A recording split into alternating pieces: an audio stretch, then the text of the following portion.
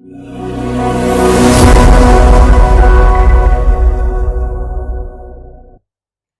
वालेकुम dear students, कैसे हैं आप सब?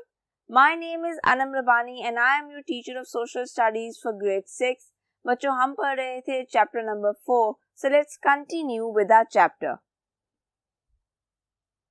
बच्चों, आज हमने पढ़ना है बैरोमीटर के बारे में।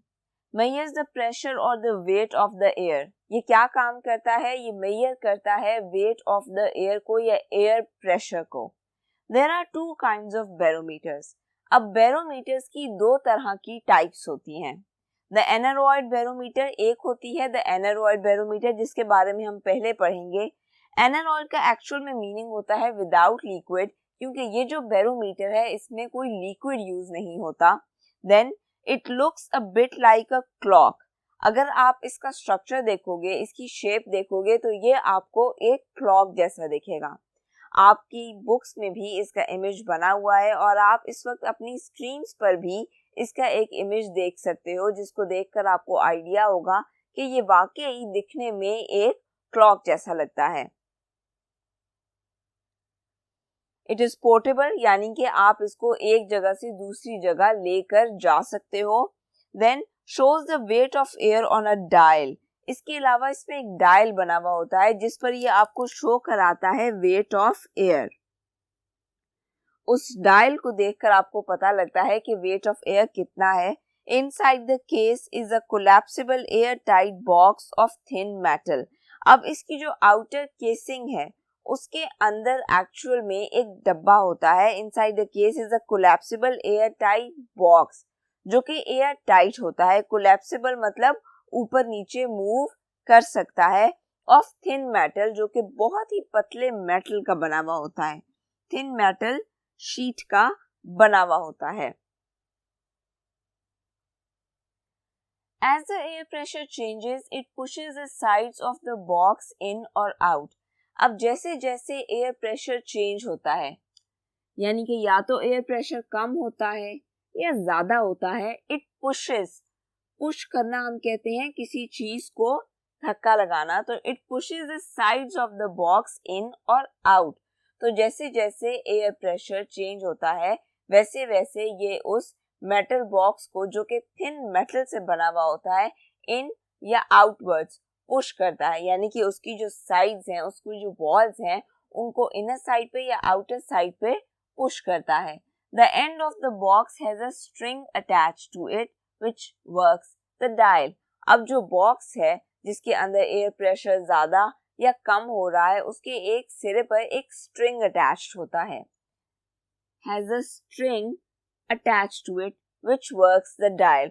और जैसे जैसे वो स्ट्रिंग मूव करता है उसी के अकॉर्डिंगली वो डायल मूव करता है, जो कि आपको एक्चुअल में बाहर की तरफ नजर आ रहा होता है और जिसको देखकर आपको पता लगता है कि एयर प्रेशर किस वक्त कितना है। Now let's talk about the next type of barometer, that is the mercury barometer. पहले हमने बात की थी एनेरॉइड बैरोमीटर की, और उसको एनेरॉइड क्यों कहते हैं? Because it works without any liquid, उसमें कोई भी लिक्विड नहीं मौजूद होता उसकी वर्किंग में। अब हम बात करेंगे मर्करी बैरोमीटर की। How does it work? Glass tube about a metre long which is closed at one end. इसमें क्या होता है? एक ग्लास ट्यूब होती है अबाउट अ मीटर लॉन्ग, जिसकी लेंथ कितनी है? About a metre, which is closed at one end end it is closed at one end. आप इसकी पिक्चर अपनी स्क्रीन पर भी देख सकते हो, आपकी बुक में भी बनी हुई है। अगर आप उससे अंडरस्टैंड करना चाहो तो no problem, otherwise you can see it here as well. इसके अलावा अगर आप इनकी वर्किंग्स मजीद समझना चाहें तो इंटरनेट पर बहुत सी वीडियोस हैं, you can watch them over there as well. It is filled with mercury and the open end is placed in a bowl of mercury. जो ग्लास ट्यूब है, it is filled with mercury. ये mercury से filled होता है and the open end is placed in a bowl of mercury. एक end closed है जो ऊपर की तरफ है, जो दूसरा है वो खुला है, that is downwards, and it is in a bowl of mercury. This acts as a kind of scale. So all of this acts as a kind of scale. the up and down movements of mercury. The weight of air pushes the mercury up and down. अब जो air pressure है, air का जो वजन है, जो wait है, it pushes the mercury को पुश करता है अप एंड डाउन. उसके अप एंड डाउन मूवमेंट से हमें पता लगता है कि किस वक्त कितना एयर प्रेशर है. The average height is 760 millimeters और मर्करी की जो एवरेज हाइट है, नॉर्मली जो हाइट रहती है, that is 760 millimeters. फ्रेजाइल हम किसी भी ऐसी चीज को कहते हैं जो कि नाजुक हो. जैसे अगर कांच का कोई ग्लास है, कोई डेकोरेशन पीस है, तो हम उसको फ्रेजाइल कहेंगे कि ये नाजुक है, ये जल्दी टूट जाता है. इसीलिए ये जो मर्करी बैरोमीटर है, इसको भी फ्रेजाइल कहा गया है, क्योंकि ये भी बहुत नाजुक होता है. क्योंकि हमने बिल्कुल शुरू में पढ़ा था कि it is a glass tube. तो ग्लास का आपको पता ही है, वो नॉर्मली नाजुक होता है और आपके हाथ से गिरने के बाद या किसी भी चीज के जोर से लगने से टूट जाता है.